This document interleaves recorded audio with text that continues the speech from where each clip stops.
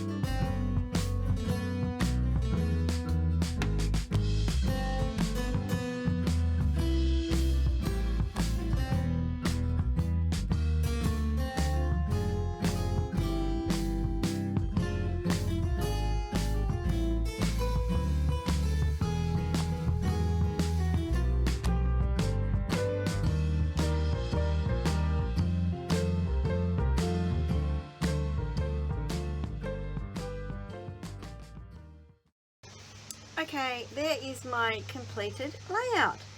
So it's definitely turquoise for the Rainbow Crush challenge, and I decided to, after I added the turquoise around the edges, I decided to add the turquoise to this for some reason, but I left this white, and I don't know why. Maybe because there's white behind the photo, I don't know, there's white on the photo, who knows. But I thought it would be too much turquoise if I coloured that as well. And what else do I want to say? I don't know. I can't remember what I wanted to say.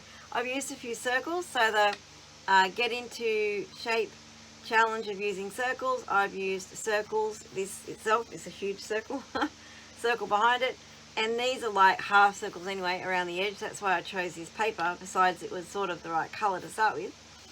But there you go. Now hopefully I can blur out the photo. I did have to put it on in the end because I had embellishments that were overlapping it, and I thought it would be too difficult to try and slide the photo in under the embellishments, so that's why I decided I needed to add the photo in the end. So there you go. That is my layout for those two challenges. If you have liked this video and liked this layout, please give me the thumbs up by clicking the like thumbs up button. If you're not already a subscriber, please consider subscribing and then hit that notify bell so you know when my next video comes out. Until then, have a scrap happy day, and I'll see you on the next one. Bye bye.